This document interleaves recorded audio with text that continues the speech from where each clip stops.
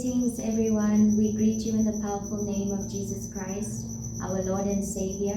We thank you so much for joining us again today on Mema Tapelo's podcast. So we thank you so much for liking and subscribing and joining the channel. We appreciate all that you've been saying, all your comments. Thank you very much. I'm going to hand it over to Mema Tapelo to just open up for us with a prayer. Can we close our eyes, please? And this is Jesus Christ, our Nazareth, Father, as we are about to start. Remember Mahawa, how Mudimakali, Emily, Emuyato, Mamela, Aukrabupagi, and we glorify your holy name in Jesus' powerful name. Amen. I would like to greet our listeners, our viewers, and thanks again, as Osnanov already said, for subscribing, for liking our video, sharing them. We thank you a lot. We're gonna continue with the teaching, not God. So it means when they are not wearing uniform, they can act anyhow, they can speak anyhow, they can fight and do all those things. So it shows again that the uniform cannot change a person. Uniform is not that important. What's important is the heart, your heart, because the Bible said God is God of heart. So before we continue, we can read the book of Jeremiah chapter 8 verse 4. Can you read it for us, please? Jeremiah chapter 8 verse 4. The peril of false teaching. Moreover, you shall say to them, thus says the Lord, will they fall and not rise? Will one turn away and not return? Why has this people slidden back, Jerusalem, in a perpetual backsliding? They hold fast to deceit, they refuse to return. I listened and heard, but they do not speak or write. No man repented of his wickedness, saying, what have I done? Everyone turned to his own course, as the horse rushes into the battle. Even the stork in the heavens knows her appointed times, and the turtle dove, the swift and the swallow observe the time of their coming. But my people do not know the judgment of the Lord. Amen. And then the scripture here explains, as I said, the purpose of this podcast is to help children of God to know, like you can fall and you can rise again. So here God is asking, why did you fall and not rise again? Why you turn against me? Instead of you coming back, repenting or apologizing, we are standing there on our way. Justifying what we are doing. People can tell you that I'm on this earth and doing what other people do. Just because they are doing it, it doesn't mean us, the children of God, we must also do it. So I want to talk about the dress code of born-again Christian. Not just in church, like your everyday life, in your work, in your home, also in church, the behavior, like the Bible said we must be holy because God himself is holy. If the word of God says we must be holy, it means it's something that we can do. Because other people will tell you there's no way that we can be holy because in this one. But if God says we can be holy, then we must dress holy. No woman is allowed. We did read that in the past episode that we have done that. A woman must not wear a man's clothes. Also, a man must not wear a woman's clothes. The woman must wrap their head all the time, especially the married one. When you are married, you must always put something on your head. And then men, especially when you go to church, you wear a jacket on top of your shirt, or maybe a long sleeve shirt. You cannot just wear something, even a woman, I cannot just say a man. You can't wear something that is up to here and you are in the pulpit. When you worship God, you raise up your hands and then the underarm is exposed. God doesn't like something like that. We must dress properly. And again, I want to take the issue of the kids, because as parents, We say it's winter now, we bought our children tracksuit, the girls, the tracksuit, the jeans, but the Bible clearly said even if they can cut it like it's for women, the trousers is not for women. It's not. They must not do that, because you are sinning.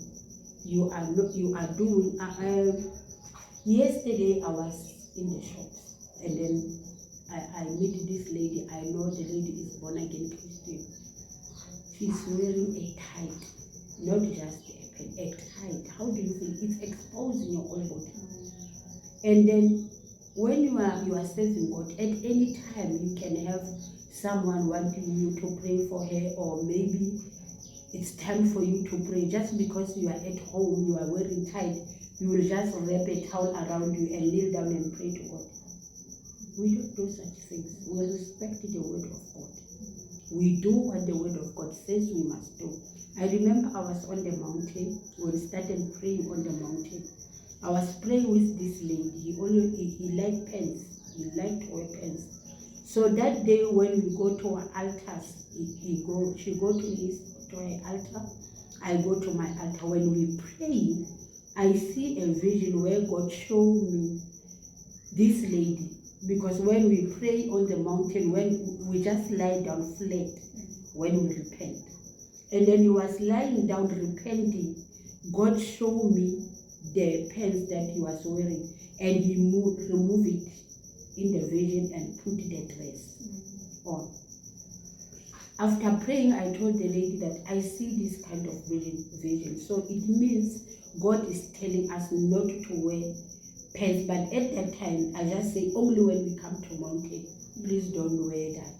But if we understand clearly, like now, we don't just pray when we go to mountain. Even at home, we pray. At any time we are praying. So we must dress properly. That's the teachings I want most of children of God to know. Because even the Bible, you read it at all times. Again, there is a way where the children of God must read the Bible. There is a way. And then I used to have my bed was very short, and then I will sit on my bed and put the other foot on bed. The other one will be on the floor, and I will put the Bible between my thighs like this. And then as I was about to read, I hear the audible voice. The word of God says, "You cannot put me through between your thighs." And I was shocked because we always thought it's just the Bible. Yeah, you just read it. There's nothing. The only thing, sometimes when you have that personal relationship with God, there is something that God reveals to you. But when you don't have relationship, you don't know what God wants. You don't know how you might. Since that day, when I read my Bible, I make sure that I have something on my head. I dress properly as always doing, and I read my Bible holding it. No more doing funny things, because I was putting it like that and putting the pillows behind my back. Then I can read, relax. And the word of God, you cannot put me between your legs. And then it awakens something again in my spirit. And even when we read, God can see that I'm reading, and it's His word. The Bible said the word of God is, when we talk, we say Jesus is the word, and then that word is here. So it means this Bible is alive when we treat it like, you are reading the word of God. We say the word of God is Jesus. So this Bible is holy. That's why you see, you can't do funny things with it. You cannot just tear the page and do whatever you want to do with it. It's sacred. We talk about, if my people who called by my name can turn away from their wickedness and call into my name, I will forgive them, I will heal them. That's the first. And then when they came to visit me, I was like, I just read this script. I showed them the scripture that I read. I was like, wow, here God was talking to me. Like if I can turn away from the things that I was doing, he will forgive me. And then whenever I pray or call on his name, he will answer me. That's scripture that I read by myself. And then maybe I just can't remember properly, but it was just a week after I was born again. I have a voice, audible voice, that says to me, "What is a yoke?" And then I was like, this voice, I know the voice of the devil. And then this, I used to hear the voice of the devil. Let me say, I know the voice of the devil. That was always scaring me, chasing me, mocking me. Like, I know that voice. That always make my heart race. I didn't have peace. But then this one, it just says, what is yoke? And then I never sit down like properly studying the word of God. And then going back to my story, because I did something about the clothes and the colors and how we should behave as Christians. And now going back to my message, after I realizing that this ancestral thing, it's not working, I wanted to go out. I remember I was still going in and out, but I told my daughter, if I can find a born again Christian, it's where I can get help. That's where we went to an open air. We found a church still on there. They helped me in. They go and demolish that ancestral house. So now, when you started, it's your first days in Christianity, you still having a foot in Christ and foot out in these ancestral things. You still have that thing, they can still work, maybe like you are between. So I was that kind of Christian, I was between. And what surprises me was when I was in church,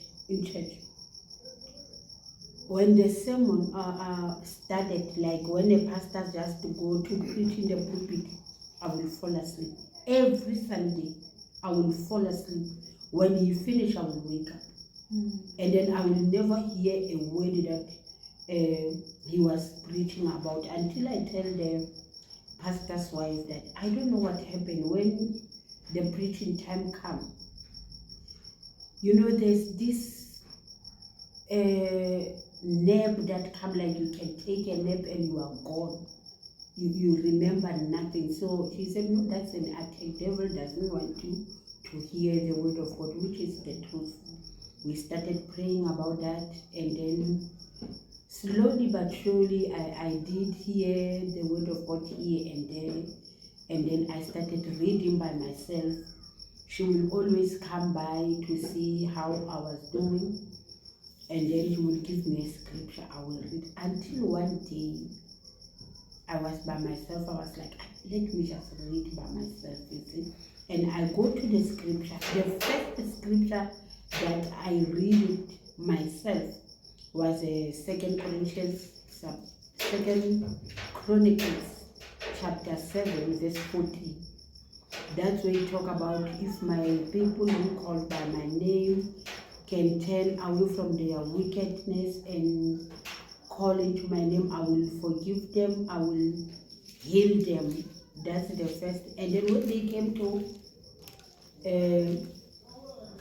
visit me, I was like, I just read this scripture. I showed them the scripture that I read. I was like, wow, here God was talking to me.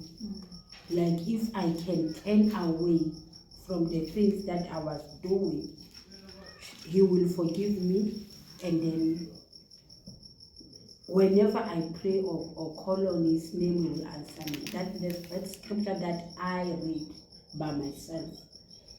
And then maybe I just can't remember properly, but it was just a week after I was born again. I have a voice, audible voice, that says to me, "What is yoke?" And then I was like, this voice, I know the voice of the devil. And then this, I used to hear the voice of the devil. Let me say, I know the voice of the devil. That was always scaring me, chasing me, mocking me. Like, I know that voice.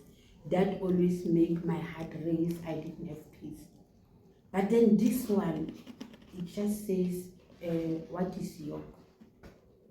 And then I never sit down like properly studying the word of God. I just know the song that says, singing about yoke, how light it is. And then in the morning I go to the pastor's wife and I was like, I hear this voice that ask me. In fact, it was a question. It says, what is yoke? And I don't understand, but this voice, it has peace in it. And then he said, no, that's the voice of God. And it was like audible, like it was told you. I said, yes. So down, like, if you were in the noise, you were not gonna hear it. And then it asked me, what is yoke? So what is it? He explained, because he was very good in explaining things so that you can understand. And then he explained it as if, do you know the animals, when they will use them to plow in the field, they are putting something in their neck, and that is yoke. It's heavy on them. So concerning to you, because she was also good in explaining dreams and all those things, he said to me, you know what God is saying? I said, no. He said, God is telling me that you are you are fighting your own battle, and then God doesn't want you to fight. God wants to fight for you, but you are busy fighting the battle yourself. So leave everything to God from now. Stop doing whatever you are trying and leave everything in God's hands. Even though it was still tricky for me, because I didn't understand what is it that I was doing. I only realized now, okay, what I was doing, I will run, like physical running. I didn't understand things of the spirit at that time. Like, you cannot run away from the spiritual thing. You must deal with it spiritually. Like, God must be involved to break those altars that I made. But I didn't understand at that time, because I was still new in Christianity. So I was like, okay, so how am I supposed to do it? And then he started explaining, you make covenants. You did this and that. Those things, you must break them. And then you must invite God. Remember, you must also, Holy Spirit must dwell in you, so that God can fight for you. Oh, okay, I'm willing to do that, because I am tired of fighting something that I cannot even see. Like, you run away, it's here. So he said, we will fast, we will start the fasting and pray. Then we started the fasting, we were praying. I remember it's the first week I get the scripture. And this scripture, I was sleeping, it was also at night. I see, not Matthew, what is this? Isaiah 43. And then I wake up at night and I read Isaiah 43, and I was like, wow, God is really talking with me here. It says, when I pass through waters, he will be with me. When I pass through fires, he will be with me. Meaning, like, now I'm passing, those things, they are chasing me. I can't sleep. I don't have time to rest. I don't know, like I'm so tired. And then the scripture, I even personalize it where it says, you Jacob, you Isaac, I write my name on it, because it's the first scripture that God spoke with me using scriptures. That was the first scripture. Then there's others follows, but that one I never forget. So I started reading Bible now. Like, I will have that zeal. I'm sitting down. I can read the whole night reading the Bible. I will read. Whenever chance I get, I read, I pray, I read, I pray, until slowly God revealed himself to me. Sometimes I will just see vision while I'm still reading or praying. I could feel, I used to kneel down and lift up my hands. I will pray long. I will even forgetting that I'm praying. And then I will feel like there are spirit that is lifting my hands, because I will be tired. And then I could feel someone is lifting up my underarm so that I can remain raising my hand, and I can feel that I'm going somewhere. But I will be having this peace that I cannot explain. And then I will continue praying while they were still praying for me in church. But what makes me get out of that church, I didn't last. I remember I went there during November, December 2017. And then around 2018, maybe June or July again, August day, I left the church because of the fight that was there, the argument. And then what make matters worse, it's not that the congregant is the pastor's wife.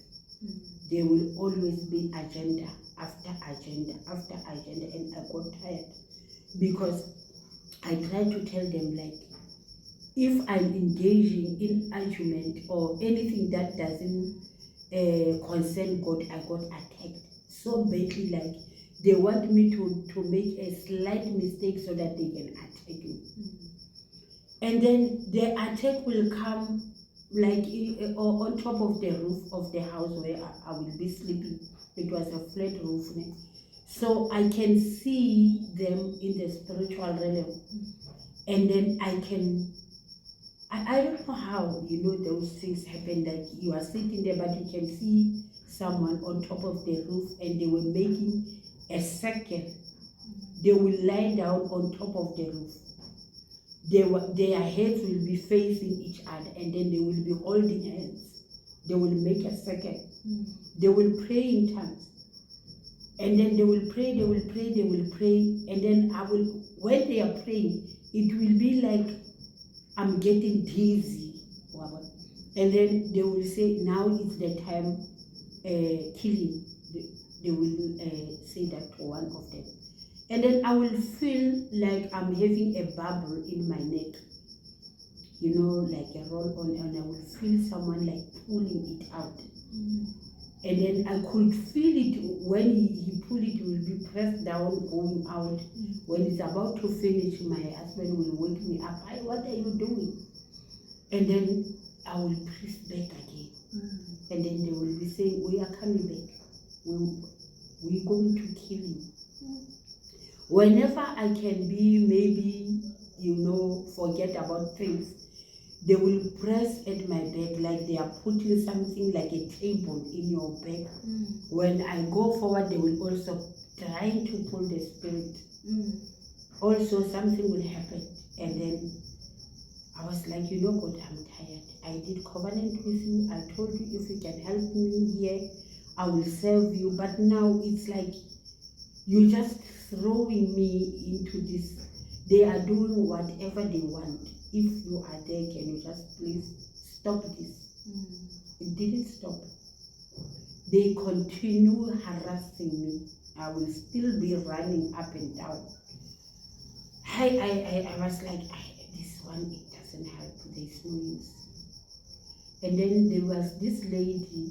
Sorry, Mama, before you go further, what I found interesting is you said the kingdom of darkness, they have tongues. They also speak in tongues. Mm. Can you go and explain that a bit more? Because what I've noticed about tongues is some people are practicing tongues, some people in their churches are being taught tongues, so people don't really understand that gift. Can you explain to people? There is tongues.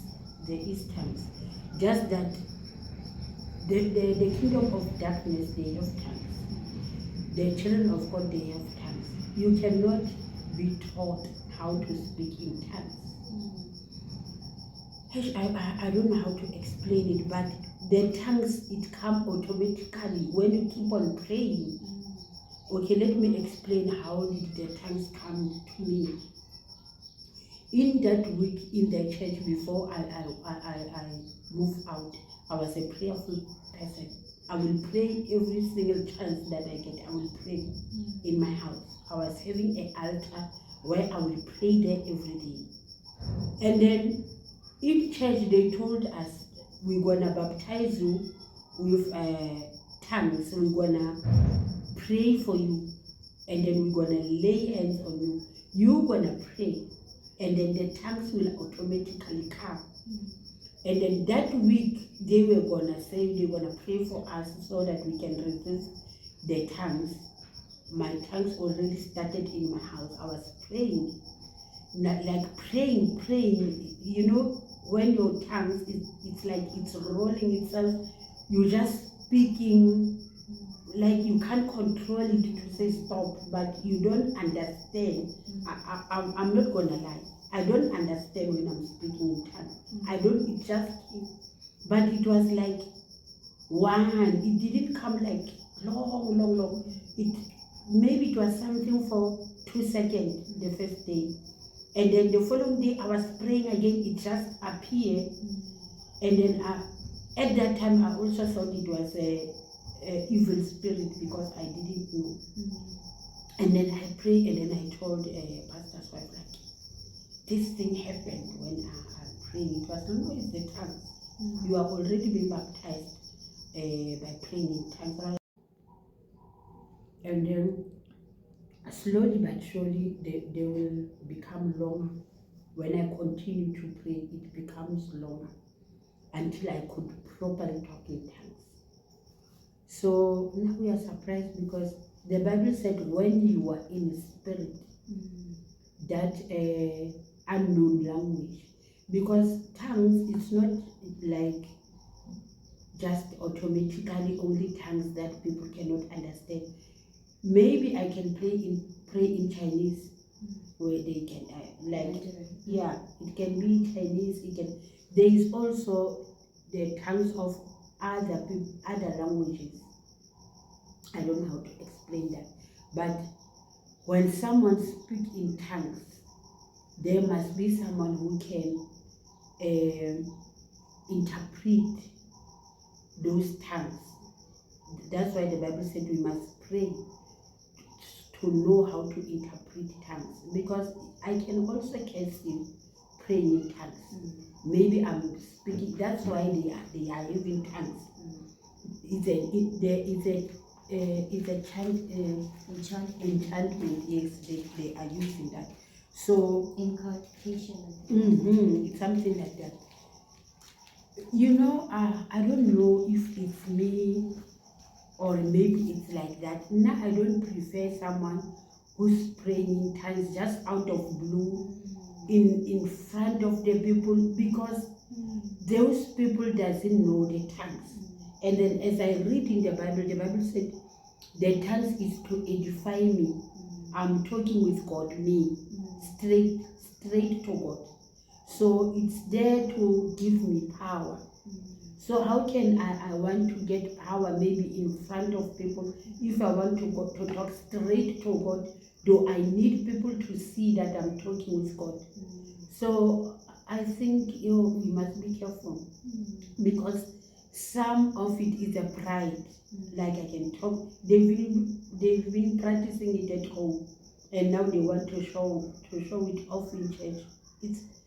I don't think I ever pray in tongues in church, unless there is maybe something that happened at that time, but every day praying in tongues in church, you do everything, you pray. I remember at that, when I started speaking in tongues, it was like I'm singing. I remember I was singing it. I don't know how, but there was like this worship song that I'm singing, but in tongues. So what I will advise, don't go to church where they practice tongues. They are devil worshippers. You can't practice it. And there's time where you are speaking in tongues. You cannot just speak in tongues everywhere. Here you are. That's not Spirit of God. But God is having order. It's God of order. It's not God of confusion. Okay. Then that's when I started speaking in tongues. But then I get out of the church because of those confusion and all those stuff. I was having a lady that my second born went to school with. So the child, they were attending another church, her firstborn. And then that lady's matter happened. And then because of the children, we get to know each other. And then she invited me into her church.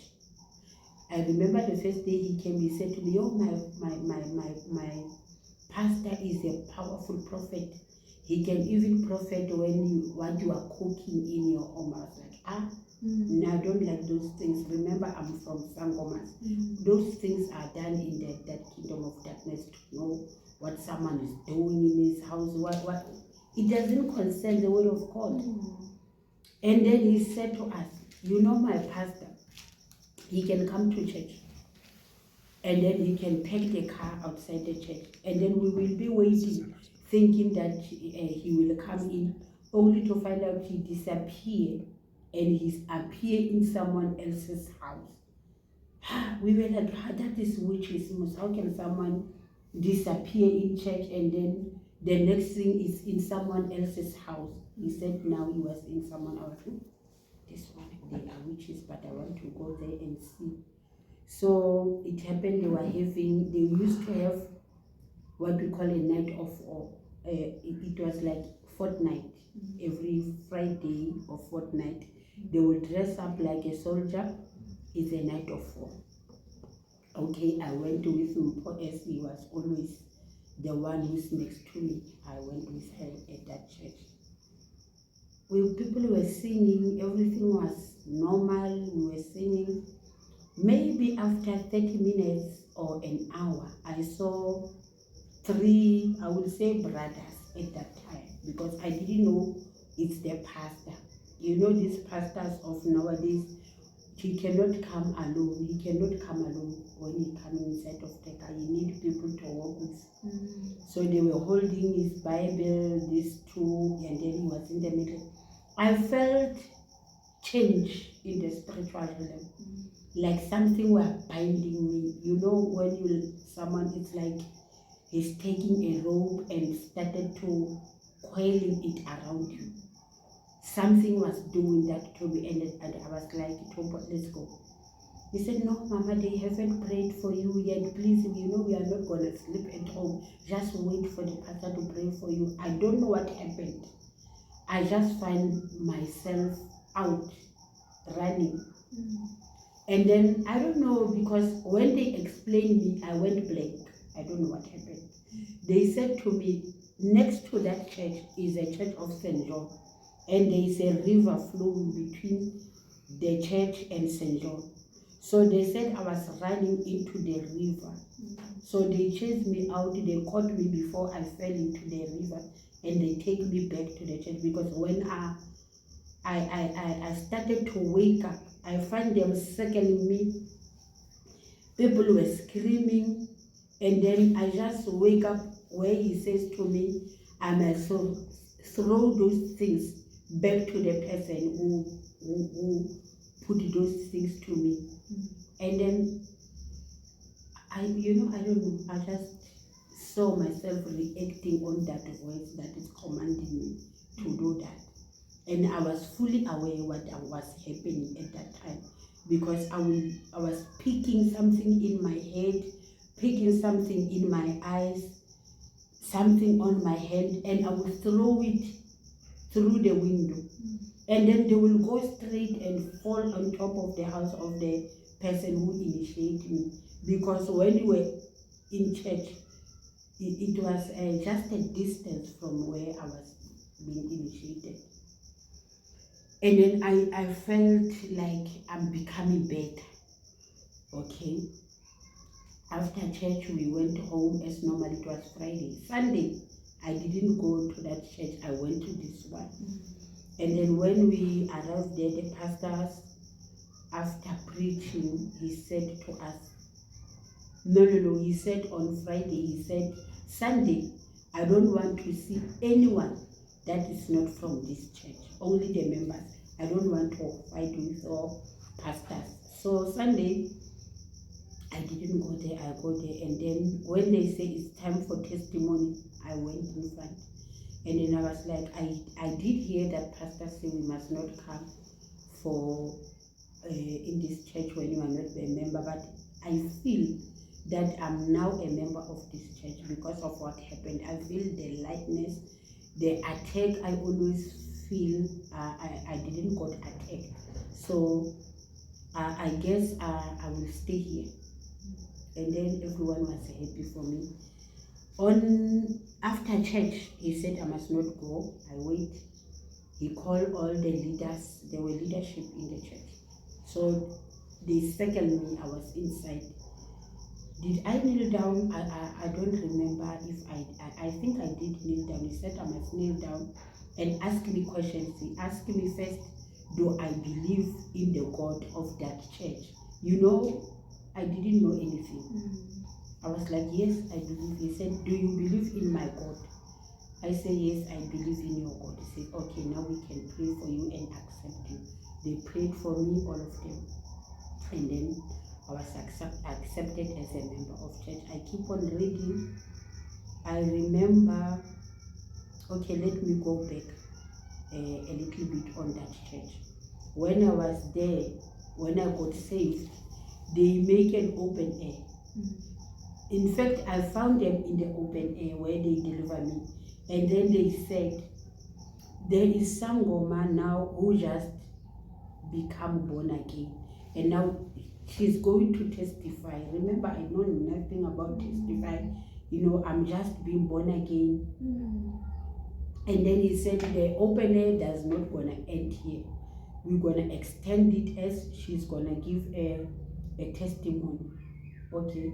And then he came to me and tell me that in the book of Revelation, the Bible said we overcome by our testimony and the blood of Jesus. I was like, oh, okay. So I must talk about my past, and then I won't have any fear anymore. So if I don't talk about it, they will have a hold in me. It was Friday, and then Saturday now I must take the mic. Remember, I know nothing. I don't know what to say, but then I was like, if it's something that will help me, then I will do it. So that Saturday night, because open air, it's almost late, and then it came, and then it's time for me to preach. I just go blindly telling them I was initiated by Susan, and then we did ancestral spirit, all those things. I talk about everything that I already talked about. And then the speakers were the big one, you can hear me from far. When the service finished, the person who initiated me, Susan, hear me. And then he came to my house, physically. He came to my house. And then he just, when the open air finished, when I get inside of my house, in the gate, he also came. We met outside my inside, and then he asked me, what is that what you are talking about? I said, no, I'm talking the truth. That's happened. He said, from today you must never call me a mother again. I said, you are not my mother. You initiated me. So you are not my mother, you are Susan. And the daughter of Susan, she came with her daughter. He said to me, that snake you are talking about, you're gonna see it today. And then I didn't have fear. I don't know what happened. I said, let me give you a message. If you send that snake, I will crush its head, as the Bible said, and then it will die here in my yard. That's a promise. And then they were shocked, like, this one, how can she talk about it? She doesn't even scared of us anymore.